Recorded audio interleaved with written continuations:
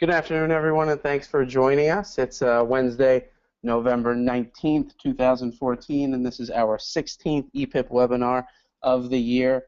Very, very excited to have a number of great speakers here to join us. The webinar is entitled The Future of Philanthropy, a closer look at youth grant making. I am your host for this afternoon's festivities, Michael Barham with EPIP. Many of you may recognize my voice by now, and we're joined by four fantastic speakers: Annie Hernandez, Amanda Dillon, Zach Whitten, and Khayriyyah Muhammad-Smith. I'm going to introduce you to the speakers shortly, but before I do, I'd like to familiarize those of you who don't know too much about EPIP with who we are and what we do. We're a national network of foundation professionals and social entrepreneurs who strive for excellence in the practice of philanthropy. We're also an inclusive group of highly skilled and effective change makers committed to working together to build a just, equitable, and sustainable society. That explains a bit of who we are. So what do? Well, we provide a platform for our community to connect with others, learn and practice leadership skills, and voice emerging transformative thoughts in the social sector. We're hoping to do a bit of everything today. We're really about creating the space for our members to learn and connect with like-minded colleagues and friends. If you aren't already a member, it's a great time to get involved. We have a number of fantastic webinars just like this on tap for the rest of 2014 and 2015, as well as our national conference coming up in the spring. So more details on that to come as well. But feel free to check out our website, epip.org/membership, or reach out to me directly, michael@epip.org. Couple of quick announcements. Our next webinar is 2 weeks from today. Facilitation Tools of the Trade. We'll be joined by our friend Janet Simpson-Shaw of Exponent Philanthropy. They do fantastic work there, and it'll be a really great opportunity to learn some practical, important skills. And Janet's a fantastic presenter. So if you haven't already registered, take a look and make sure to get registered for that. We also have a Giving Tuesday event coming up, the EPIP Party to Share Prosperity. Those of you who are in New York, join us. Check out the website for more information. But we're very, very excited about that party. And this month is Influencing and Fundraising Month. Those of you not familiar with our Measuring a Leader's Skill Set, we have identified 7 core domains for folks to make sure they're working towards honing. And we've started an applied learning campaign. November is the first month. Influencing and fundraising skills align pretty perfectly with our Party to Share Prosperity coming up on Tuesday, December 2nd. And as always, take a look at the website, epip.org/events, for more info on national events and those near you. Alrighty, a few quick notes. For housekeeping, everyone will be kept on mute during the presentation. If you do have issues or questions, please utilize the question box. We'll be keeping an eye on that throughout. We'll also be reserving some time for Q&A, hopefully about 10 to 15 minutes towards the end of the presentation. If you have any questions, use the question box as well, and feel free to kind of submit questions as our panelists are speaking. And we'll keep an eye on those and make sure first come, first serve, so we'll share some of those with the panelists. We will be recording this webinar along with the slides and other resources that many of you received today. That will be available online on the EPIP website probably by the middle of next week, so check back there if you have to hop off early. And help us out by completing the post-webinar survey. We always want to learn about how we can kind of improve our programs. Webinars, no exception. So please help us out and let us know how you feel. Alrighty, just about ready to get started. We have 4 fantastic speakers today. Annie Hernandez is the Executive Director of the Frieda C. Fox Family Foundation. Amanda Dillon is Manager of Strategic Philanthropy at Foundation Center. And 2 of our Youth Philanthropy Connect members, Zach Whitten, founding member of Junior Board, Lumpkin Family Foundation, and Khayriyyah Muhammad-Smith is a committee member of Michigan Community Foundation Youth Project. So without further ado, I am actually going to toss it over to our friend Amanda, and we'll get things started with them. So, hi, Amanda. You should be able to share your screen momentarily. And thank you so much for joining us. Great. Thanks, Michael. Give me 1 second to switch over my screen. All right. So welcome everyone to our webinar on the future of youth philanthropy and youth grant making. I want to take a moment to say a few more things about who we are. So like Michael said, Annie Hernandez represents Youth Philanthropy Connect, or YPC for short. YPC is one of the largest connectors and networkers for those engaging youth in philanthropy. I'm Amanda Dillon, and I've been at the Foundation Center for a little over 3 years now. Foundation Center collects data, we disseminate research and information on philanthropy worldwide. Most recently, we've been doing some work on youth philanthropy, which is actually why we're here today. So in addition to Zach being a founding member of the Lumpkin Family Foundation's junior board, he's also a senior at Christopher Newport University in Virginia. And finally, Khayriyyah Smith is not only a committee member of the Michigan Community Foundation's Youth Project, but she's also a junior at Oakland University in Michigan. So before we dive into today's webinar, we thought we would take a moment to go over our agenda for the next hour. So we have a few clear goals about what we hope to get out of our time today. First, we're going to tell you a little bit more about our joint youth philanthropy initiative that resulted in Foundation Center's first ever report on youth philanthropy. And we're very excited to tell you that we released a report on this last year. Together, then, we're going to provide you more information on how to access it at the end of our time here together. After that, we'll go over a few observations and recommendations from the report. And finally, we'll answer any questions that you may have and close by providing a few tangible action steps that you can start doing immediately. So before we get into anything, we're going to kick things off by finding out a little bit more about you through a poll that's going to be pulled up momentarily. So if you can just take a moment, I want you to think back about the first time that you remember giving. So give us 1 second while we're pulling the poll up. Okay, so it looks like people are chiming in. We're going to give you a couple of seconds to weigh in on how old you were when you first remember giving back. A fun fact to share is that while we were doing research for this report that we've been alluding to a couple times, we found that only about 1/6 of all the materials that were accessible to both youth and adults, meaning that basically most of the materials we found were actually geared toward adult audiences. And we gauged that by where we found the resources, the tone of language in the resources, and the overall resource design. Okay, so it looks like the results are coming in, and what we're seeing is pretty interesting. So it looks like 40% of our audience first got involved in giving back or in some sort of philanthropy when they were pretty young. And so that actually might be one reason why you're interested in our topic today and why you're here today. So now that we have a flavor for who's joining us, I'm actually going to pass it over to Zach and Annie to tell us a little bit more about how they first got involved in youth philanthropy and the very beginnings of our work together. All right. Hi, everyone. I'm Zach. Thank you to Amanda for the lovely introduction and to EPIP for hosting this session. So again, my name is Zach, and I am one of the Lumpkin Family Foundation's 6th-generation members.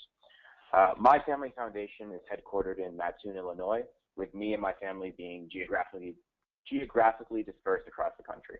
I've been involved with my family philanthropies since age 5, doing character education, and since age 10 when I began grant making with my cousin. As the older group of cousins, when I reached 16 plus, along with a few others of us, we were ready for something more. But we wanted to explore what others were doing. we had never really met any other young people doing this work, and so it was important for us to reach beyond our own foundation and our own family. So we asked our program officer, Annie, supporting us, to kind of help us introduce us to other youth who were also involved in grant making. So I'm going to pass it on to Annie, as she has a few points to say about that.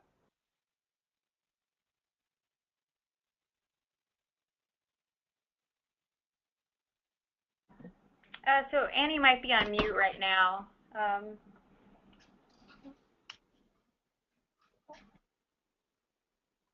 Sorry, give us 1 second while we unmute Annie. These webinars always have technical glitches, as you know.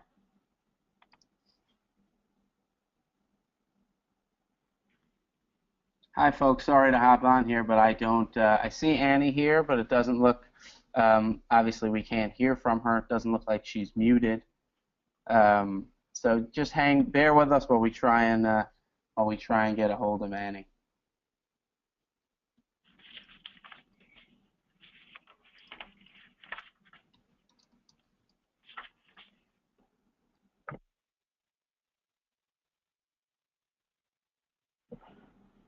So Zach, maybe while we're waiting for Annie to jump back on, you can tell us a couple of your specific experiences with your family foundation, maybe the most recent kind of activity you did with them.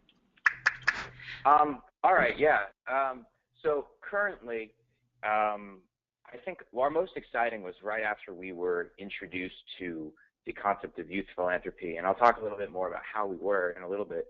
But what we did is, me and a couple of other of my cousins who were 16 plus and around that age group, was we worked in creating a 6th-gen education fund, which basically was some of the older members of the 6th generation were decided to try and do a bit more extensive giving. We wanted to have grant applications. We wanted to review those applications and then go do site visits on a select few of those applications, and then eventually give a more substantial grant than we had in the past to one of those organizations.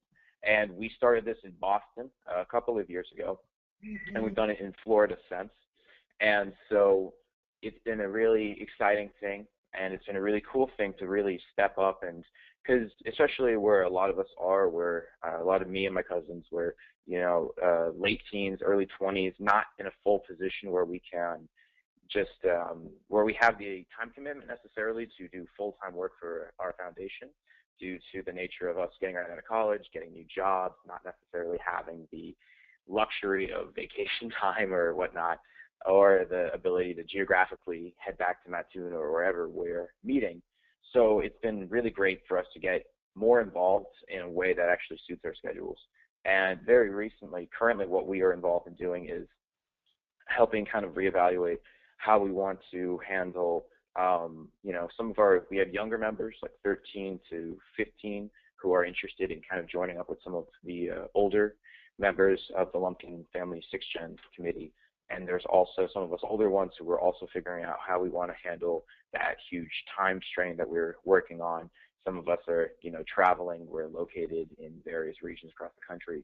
And so we are currently in the midst of creating a system that is effective for all of us, the ones who have less time, the ones who have more time, the ones who are able to travel more, the ones who are able to travel less, and create a system that's really accommodating for everyone. And so that's kind of the main thing that we are generating now. Thanks so much, Zach. This is Annie. Can you now hear me? Yes. Okay, excellent. Well, I love the story that you were able to share, Zach, about just what the evolution around a youth philanthropy experience, especially in a family foundation, feels like. And I think one of the things that's been really important in the youth philanthropy process that the Lumpkin Family Foundation went through was really this, if you've never met any other youth that are involved in youth philanthropy, a lot of times you don't know what others are doing either. So actually, while I was a program officer at the Lumpkin Family Foundation, through some of our national membership networks, I had actually had a chance to learn about the Frieda C. Fox Family Foundation based out of Los Angeles, who begins involving the youth of their family actually at age 8 in a junior board that does grant making. And so in the summer of 2010, we actually had the opportunity then for the youth of the Lumpkin and the Fox family to meet one another and to share their models of grant making. So Zach, I'd love to hear from you. What were some of your takeaways from being a part of this first meeting and getting to meet others from another family foundation? So I think for me, the thing I took away the most was surprise at how much more, I want to say substantial, that what they were doing. They were working with larger sums of money. They were more heavily involved than we were. And it was very inspiring to learn from them and to see that they were able to do this as children or, well, you know, as youth who were our age or younger. And so we really took from that ideas how to develop a larger scale opportunity, which we then developed and implemented, and I just talked about a little bit. Great. Thanks so much, Zach. And what was really interesting is after the meeting of these two groups of youth, the youth of the Fox family actually went back to their board and asked if they could meet with other groups of youth that were involved in grant making. And so this led in 2011 to the Youth on Board retreat, where there were 4 different family foundations were brought together, the youth of their families, to connect and learn with each other. So Zach, tell us a little bit more about what this has meant for you with those groups coming together and what that's formed. I mean, coming together with these other youth, it was really inspirational. It was really inspiring. It was very important to me, and I know a lot of the other attendees, because it led us to wanting to create an opportunity to connect with each other and to learn more over time. Once we realized there were other youth like this, the notion that we wanted to connect and to talk about it with each other, it became a very powerful drive. So now we call this network Youth Philanthropy Connect. I've continued to be involved with this effort, and I've been serving on the leadership team for the past several years. And I've been involved because of what this did for me. It's motivated me to stay involved and want to continue my own philanthropic work while also like having fun and enjoying my time with others who care about the same thing. Like I've become friends with a lot of these people from Youth Philanthropy Connect, and that's really driven me to want to stay connected and involved, to do good work and enjoy myself. And so over the past 3 years, we have been growing our annual gatherings of youth philanthropists from different families, from different community foundations, from school-based programs, where the youth, so we have these meetings and these youth get to kind of meet each other, get to discuss the different models of philanthropy that they use, get to also just kind of meet each other as other youth, as people, and kind of show each other like, hey, I do this philanthropy thing and so do you, and we can communicate and talk about that. And I think that's a really powerful thing. Well, Zach, thank you so much for your continued leadership in the growth of Youth Philanthropy Connect. You and the other youth voices that have really led this development have been so important. The other thing that we found is as we began bringing together those that were involved in youth philanthropy, there were a number of important learnings and gaps that became very clear. First was that there are so many ways that foundations and families are supporting youth philanthropy. Some of them are the next generation efforts of their family, like the Lumpkin and the Fox families, or in community-based programs or school-based programs. As we met more and more of these foundations and programs, we also realized that many of them really should know one another, but they didn't. And we also recognized that there were many resources that were available broadly for youth philanthropy, but they weren't easily accessible and they maybe weren't being utilized to their full potential. We also realized that there were some important resources that were missing, especially for philanthropic families.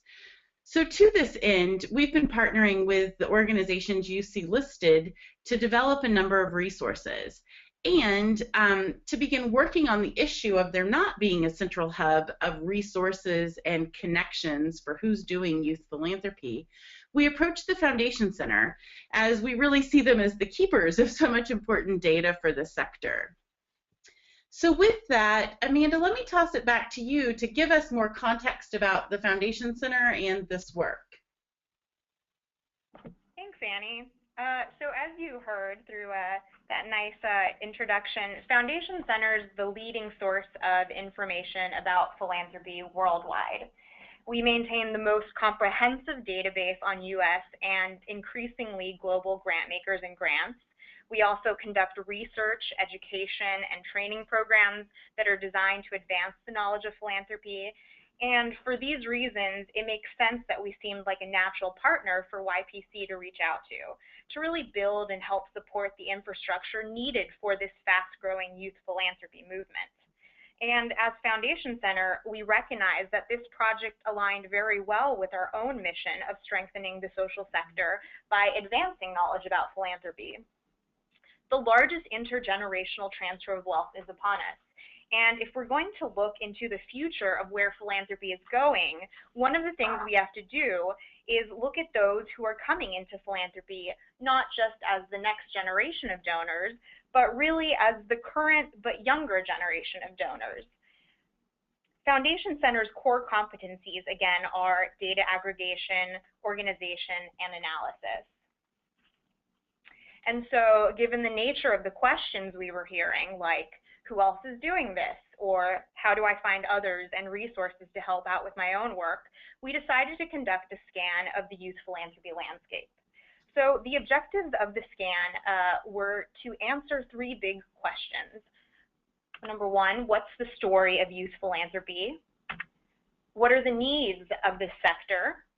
And finally, what are some solutions or recommendations that we might offer to answer some of these needs and questions? And one thing that I want to note here right at the start before we continue forward is that while we may use the terms youth grant making and youth philanthropy interchangeably throughout this webinar, we're really concentrating on youth grant making.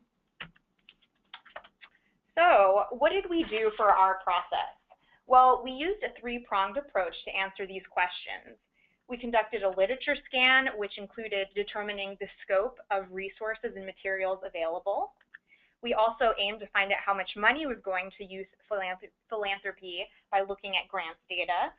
And finally, we held a two-day convening with 26 stakeholders from across the field of philanthropy to discuss in person what the literature and the grants data couldn't really tell us.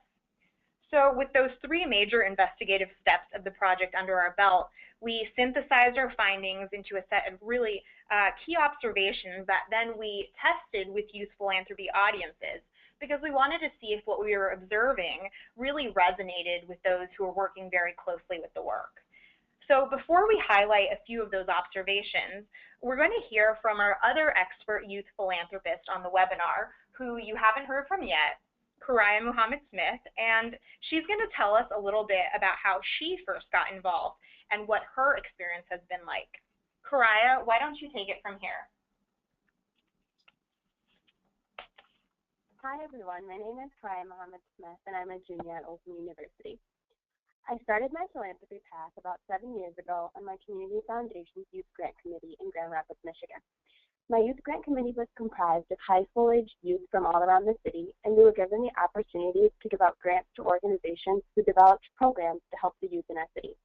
We did one granting cycle every year, and in the off-season, we created a needs assessment survey and gave it to the youth in our community to make sure we knew exactly what their needs were. I was also able to be chosen as a youth trustee during my last 2 years of my youth grant committee experience. That meant that I was able to sit on the Foundation's Board of Trustees as a voting member and represent the youth of my community. My time with my youth grant committee led me to apply and be invited to join the Michigan Community Foundation's Youth Project, or MCPIP. MCPIP is a statewide committee made up of 11 other youth from youth advisory committees around the state, and we are charged with planning and putting on an annual conference every summer for other youth philanthropists. Through this important leadership opportunity, I was able to learn how to lead a group of 400 people all the way down to a group of 10 and provide strategic direction to youth philanthropy in the state. Through MCPIP, I was also able to help other philanthropists with things like public speaking, fundraising, and how to incorporate diversity into their grant making. Thanks, Khayriyyah. So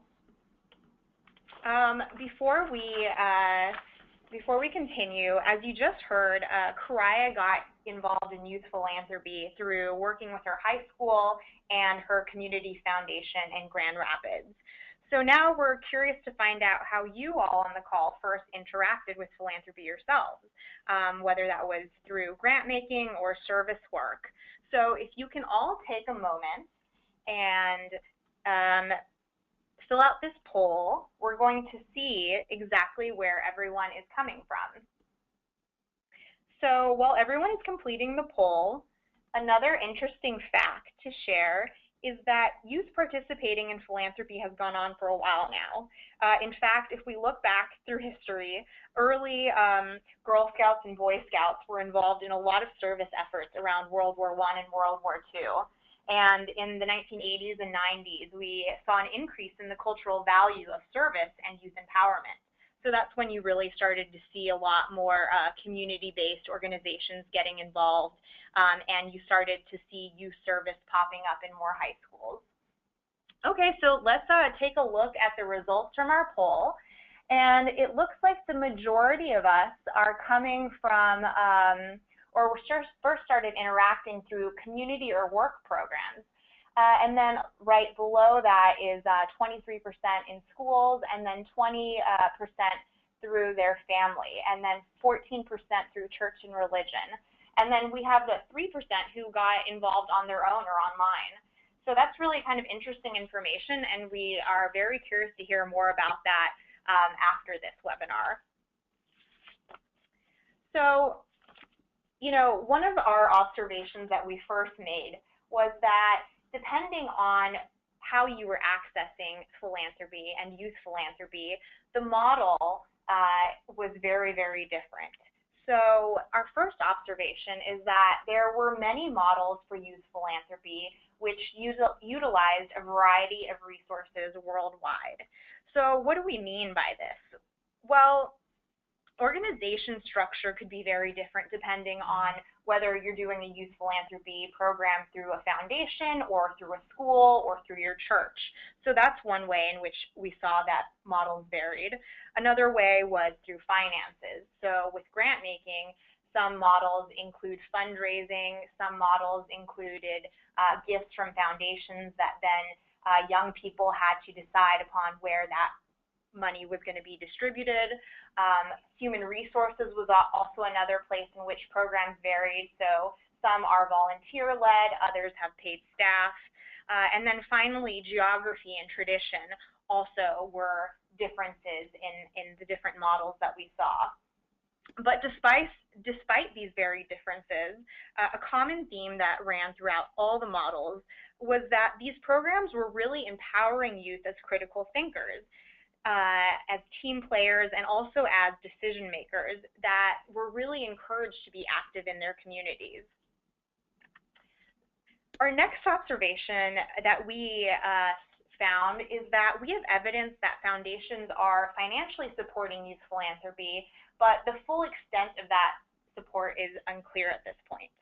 So during our grants review, we uncovered close to 900 grants between 2001 to 2013 that were awarded by over 70 community, private, family, and corporate foundations that were supporting youth grant-making programs. We also found that grant sizes varied. So for example, we found a grant for $100 that was awarded to an Aurora Elementary School in Indiana by the Dearborn Community Foundation for a project related to an animal shelter. And on the other end of that spectrum, we found a $5 million gift to the Academy of Education Development from the Kellogg Foundation to promote youth leadership. So with this point, it really becomes clear that in order to more accurately provide trends on youth philanthropy, foundations really must start reporting their youth philanthropy grants. So Zach, what do you think about some of these first observations that we found? Well, some of my thoughts are that, like, growing up in a family foundation, I had no idea there were so many different models, but you know, I met a lot of these models by meeting people through Youth Philanthropy Connect, and it's really increased my interest in understanding the sector as a whole. So at Lumpkin, I gave $7,500 in collaboration with my older cousins, while others had models of individual giving of, you know, up to $2,000 a year and lots more. So having all this information written down and available will help other young philanthropists like me not feel alone and have a better understanding of the models and the systems so they can kind of develop their own. So what helped me and my cousins develop our own system was knowledge of others. So that information is very powerful. I think it's really important. Thanks, Zach. I agree. So in our next observation, we found that successful youth philanthropy programs that sustained their momentum often had strong and varied stakeholder support. So this observation is explained more easily through a few concrete examples in which we found passionate stakeholders, strong infrastructure, and a positive culture. So first off, one of the longest running youth grant-making initiatives is the Network of Youth Advisory Committees in Michigan, also known as YACS. And to give you a little bit of history on them, in 1993, the Kellogg Foundation, in partnership with the Council of Michigan Foundations, sponsored a challenge for community foundations to grow endowments for youth grant-making. And so since that very early infrastructure investment, YACs have increased in number in Michigan to 86, and they've also increased throughout the United States in different community, private, and family foundations. And we see the success in this program developing because it's had such strong support from the foundations, from regional associations, from youth leaders, and also from the community in Michigan itself. And all of these groups' involvement in the programming has also helped it keep its momentum. So another example of this is Youth Bank. Youth Bank is a model that started with a pilot program across several areas of the United Kingdom. And because of similar support from a variety of stakeholders, it now has programs in 28 countries. And third, and more recently, as you've already heard a little bit about thus far, youth from grant-making programs have begun to convene through conferences such as Youth Philanthropy Connect's annual gathering.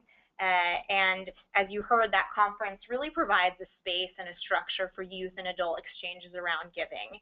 And we found that its success also relies upon voluntary engagement by youth leadership committees, along with an active participation by foundation staff, trustees, and other youth attendees.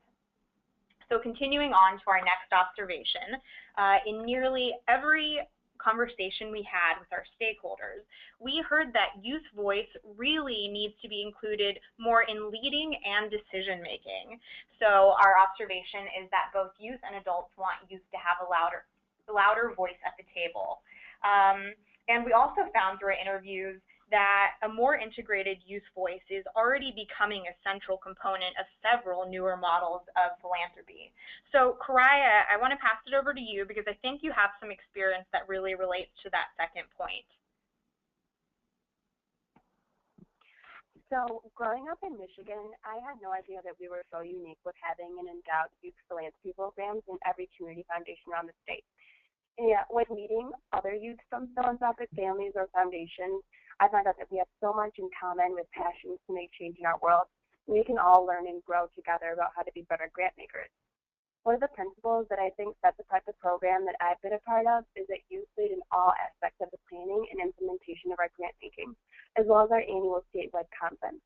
This has built skills in me like being a stronger decision maker, working effectively with a diverse and geographically dispersed team, and being able to balance my time and that of others between all of our volunteer and school efforts.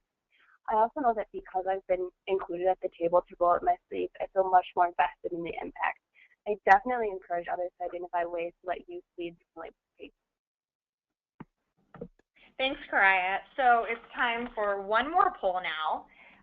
We want to find out how, so we want to find out how much you already know about youth philanthropy. So if we can get the poll to open up, basically we want to find out how many programs you know about. So while you're all entering your answer, another reason that we recommend that you look at the report we published is because in the appendix, we have listed over 200 foundations who engage in this type of work. There's also a list of 55 universities with programs and over 100 other programs at schools and nonprofits. And what we're already finding from releasing the report is that this appendix is not a finished document, that there's lots of other programs that in our short time that we did this scan, we weren't able to capture. And so we really want to make this kind of a living and breathing document and repository so that we can connect with each other better continuing on. So it looks like the results are in, and it looks like we have pretty distributed results. So there's about 20, the majority, 26, or rather 26% know of about 3 to 5 programs, and then tied is that people either know only about 1 or 2, that's at 24%, and then 24% of our audience, so a quarter, also knows of 11 or more programs. So it looks like we have a really good, diverse representation of how much you all know about youth philanthropy. So we're really glad that you're here. But I think that what we can see through this poll is that basically youth philanthropy is gaining traction. So this is our last observation, that youth philanthropy is gaining attention. There's really been quite a number of efforts ramping up that are all aimed at strengthening the field, whether you know about them or not. So we're going to try to share a couple with you right now, but we encourage you also after this webinar ends to go out and search this on your own, because there's a lot out there, and hopefully you know, our report is a good place to start. So some of those efforts that we found include the Council on Foundations Youth Philanthropy Exchange platform, and they also recently published a report on their recent Global Youth Community Philanthropy Summit that was held in Chicago this past summer with the Council of Michigan Foundations. We've also found that 2164 has partnered with the Mallet Institute for the Advancement of Philanthropic Culture in Germany, and they're doing more research together on youth and next-gen giving. And we found several annual conferences are now including programming and sessions on youth philanthropy, and those include the National Forum of Family Philanthropy, Exponent Philanthropy, and also the European Foundation Center, just to name a few. We're also seeing articles on websites like Huffington Post and DoSomething.org that they're all sharing more and more about youth impact. So if you're curious to find out more about these observations that we've presented on so far, or if you want to find out what other observations we came up with, we're going to encourage you to refer to the report, which we'll put a link for at the end of this webinar, or you can also and always find it on Foundation Center's website. So after taking stock of the story, we uncovered 2 big youth philanthropy needs. So the first need is improved access to existing resources, and we found it challenging to find materials to support youth philanthropy programs. And this is because many programs and foundations operate in silos, and they aren't very networked. So in addition to improving access to existing resources, we also found that there was a need to increase awareness of others doing similar work. And you heard that very clearly through Annie and Zach's story. So with improved awareness, fewer people, we feel, would be reinventing the wheel and forging ahead alone on a road that so many others have already paved. So with the needs defined and observations made, we came up with 3 recommendations for how to move the field forward. So our first recommendation is that we need to provide broader access to philanthropy for youth worldwide. Second, we recommend that we really need to start centralizing resources and improving knowledge about youth grant making. And finally, we think that that the value of continuing and increasing in-person convenings is extremely important. So at Foundation Center, what we would really like is to see the second recommendation come to fruition. our organization is well positioned to take the lead on implementing a project that would serve as a hub for resources for the field. We've had several successful examples of doing this for other areas that are very important to philanthropy, like WASH and black male achievement funding, and we're actively looking to secure funds to get this work underway. So please do loop back with us if you're interested in supporting this project. And with that, I would like to open it up for questions.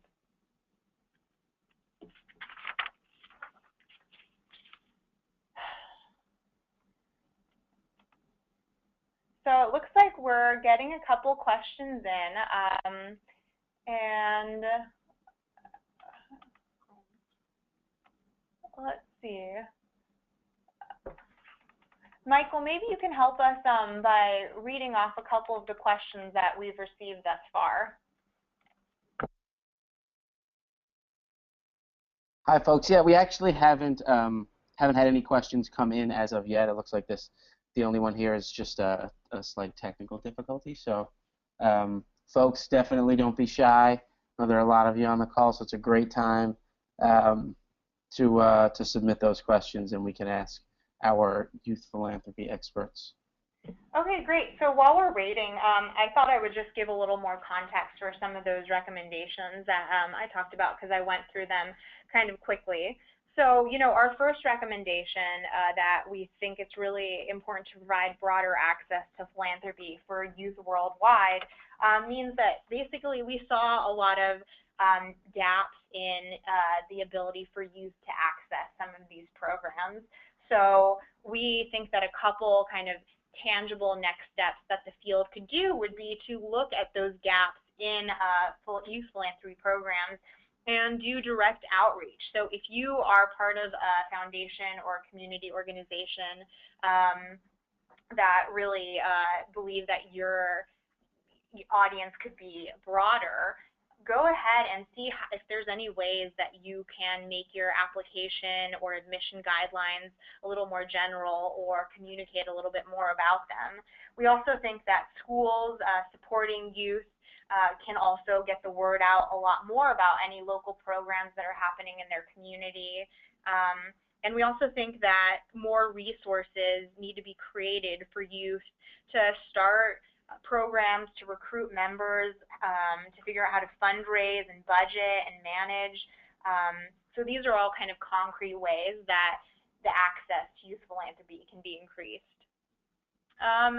So Amanda, I would love to hear from Zach and Khayriyyah some of their reactions to the recommendations. So really from a youth voice, which one of these recommendations or which aspect of the recommendations really get them excited?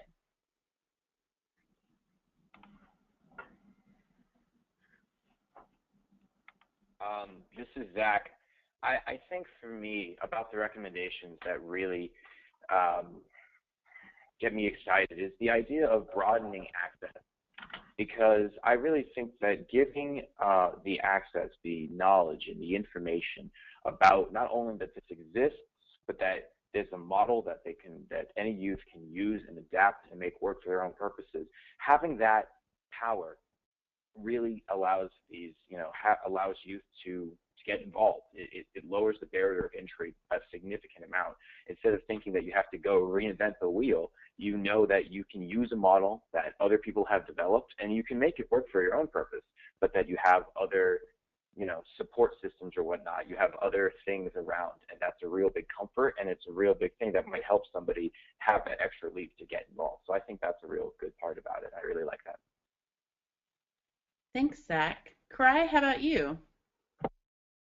Hi, everybody. I really like the continuing increase in person convenings because, being a part of NAPA and being able to put on an annual conference and then attending other youth philanthropy annual conferences, it's just such an awesome feeling to be surrounded by so many people who think the same way that you do and have the same goal of just making their communities better for other people their ages, and that's just an awesome feeling, and it's just heightened. And for those however many days that you're at the conference, you learn so much. You get to meet so many other people and take away things that you probably never would have thought of, and things that can help you and you can take back to your own communities and stuff like that. And so I really like that recommendation. I think that it just provides so much learning and in-person connections that other things can't give you.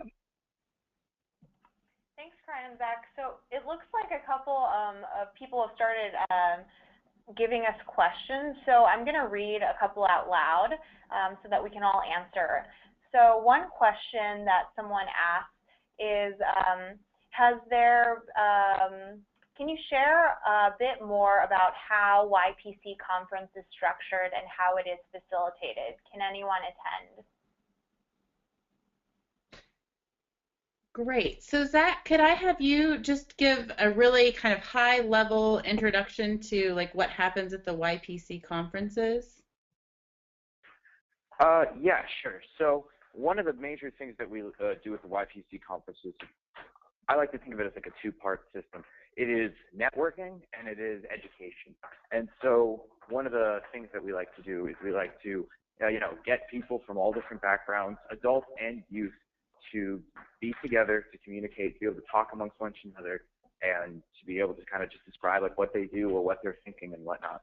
And then the second part is we have a lot of informative panels, a lot of information. We have a lot of speakers, a lot of presenters, and they will present things. You can choose which panels to go to. There are some keynote speakers, and it's an ability for people to just become more educated on the subject. Great. So really, Zach gave a great overview of the conference.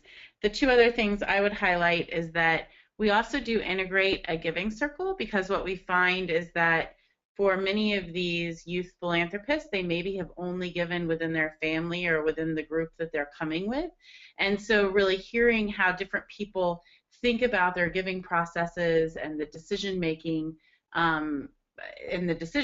that you make for giving the grants has been really an important learning experience. And just utilizing an online grant making system and all of the things that go into a grant making process have been really important. We also really focus on that there is some youth programming and that there's adult programming, but also really recognizing that these youth are really in partnership with adults in their grant making process at this point in their lives. And so also really focusing on that relationship. From the Youth Philanthropy Connect perspective, really anyone is able to attend. What we ask is that the youth are involved or will be involved in some sort of grant making process, so recognizing that they can really take and run with the information that they're learning through the conference. Great. Okay, so another question that I think either Zach or Khayriyyah or you, Annie, could answer is, what's the role of mentors in youth grant making? I'd love to have Khayriyyah talk about the mentors that she's experienced. Okay, so the mentors that I've had through youth grant making have been mostly with my community foundation.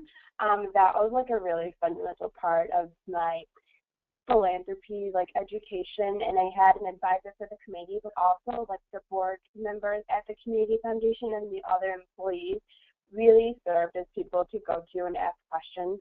And then also when I got to be on the MCSIP committee, the older MCSIP members kind of served as mentors in a way, because they had been doing it for a while and they were further along in their schooling, so it was really cool to see how they kept incorporating philanthropy into their studies and into their future jobs. So I think just the people that I've been surrounded by and my advisors have really served as mentors, and I've been able to reach out to them and get that advice and help that I needed with different things philanthropy related. Okay, great. Anything else that you'd like to add about a mentor experience?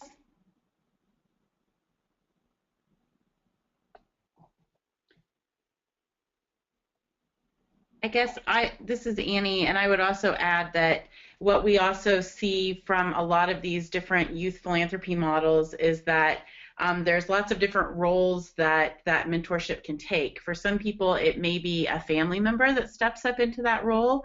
It could be a staff member if it's a staffed foundation, so thinking about that from Khayriyyah's example.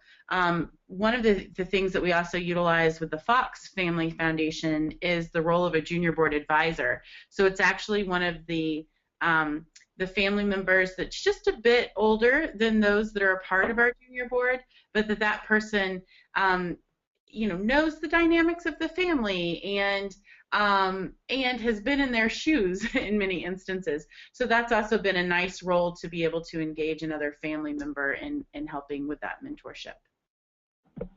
Great. So I think we're going to try to answer 2 more of these questions. There were quite a few after we asked you all to submit some. So one of the next questions is there any room for collaboration with other philanthropy programs? So Zach or Khayriyyah, I think you might be able to talk a bit about how you've seen some collaboration within your own youth philanthropy programs. Hi. Oh, you can go.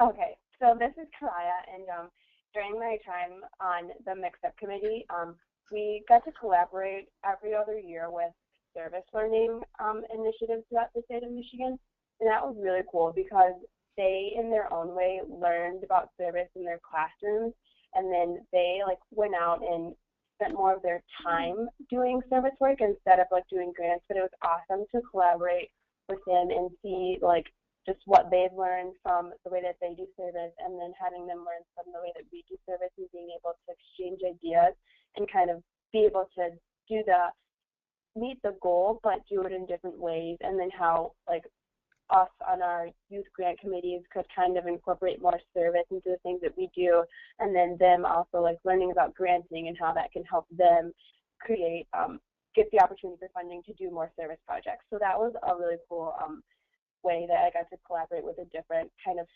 philanthropic entity. Zach, what were you going to say?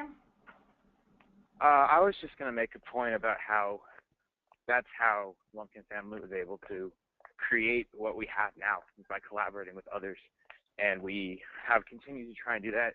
We've been considering doing service projects for some time now, trying to look into finding one that's suitable for what we are able to offer, but I think collaboration has really been one of the ways we've evolved as an organization, so it's very important. Okay, great. So final question that we're going to go through is, are philanthropic youth more likely to be philanthropic adults? So I'm just going to take a first stab at answering this, and then maybe Annie, you also want to chime in. I think that there's not a lot of good data on this yet, and that's partially why we've become more interested in this project. But from what we've seen, that there are qualitative stories, and by talking to people, that's a trend, but there's not really any kind of quantitative data that says that this is true or this isn't true.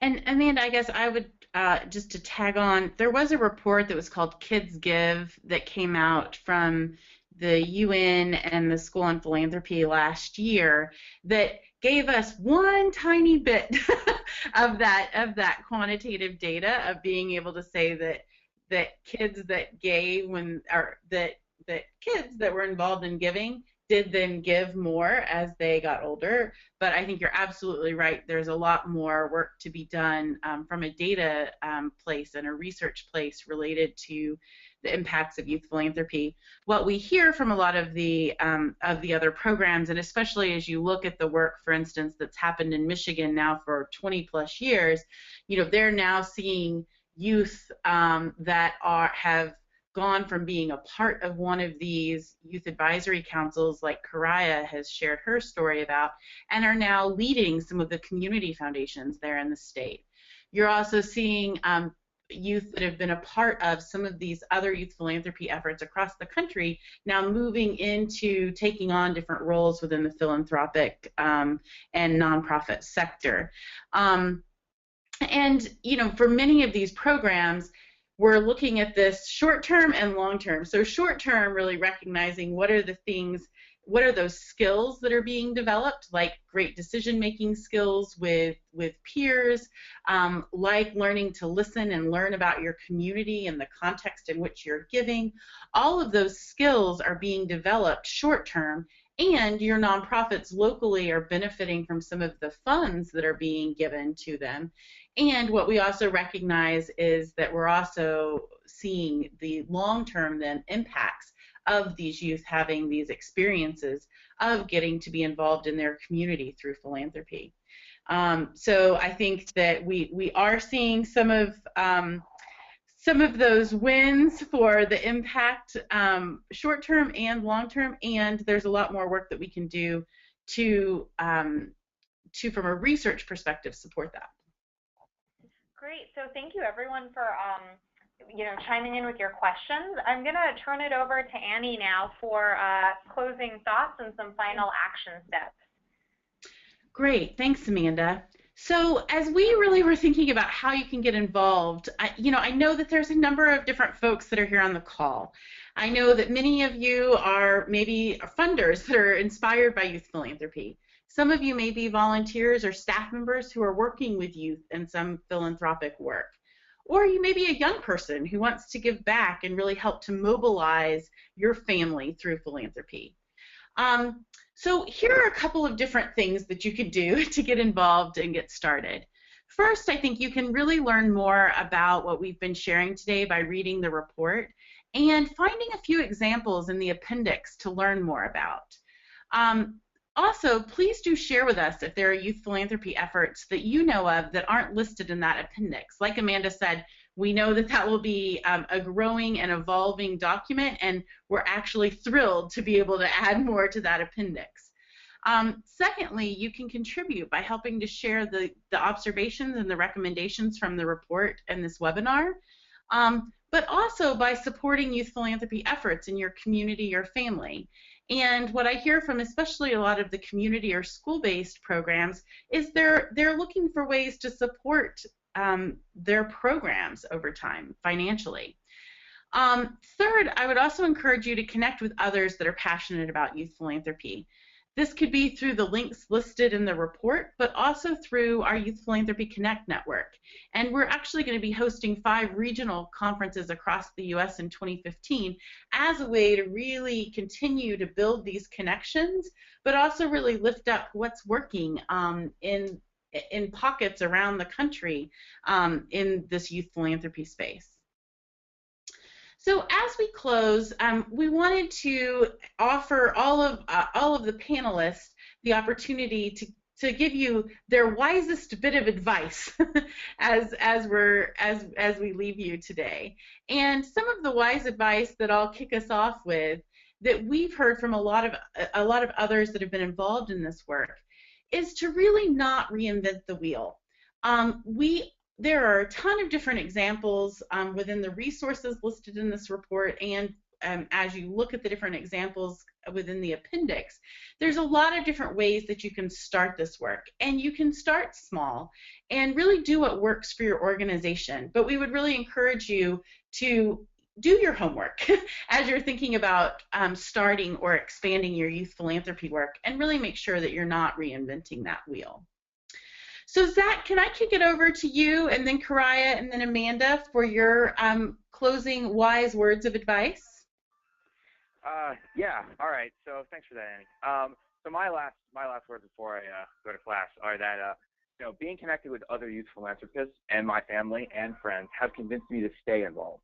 I have a community in youth philanthropy and in philanthropy in general that brings me back.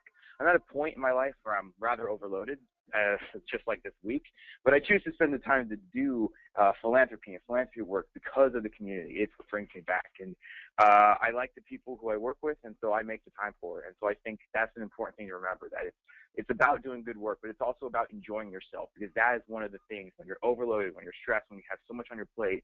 It's working with good people that's going to just be like, you know what, whatever, I can make the extra hour and I can make the time. So I think that's really important to remember. And with that, I'm off to class, so thank you very much for having me, guys, and good luck with everything else. Thanks, Zach.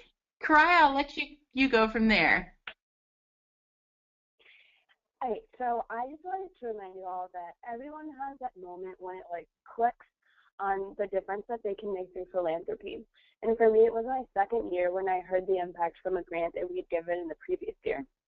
I've been privileged to see other people have their click moment, and that's what is most inspiring to me and keeps me continuing on in my work with philanthropy.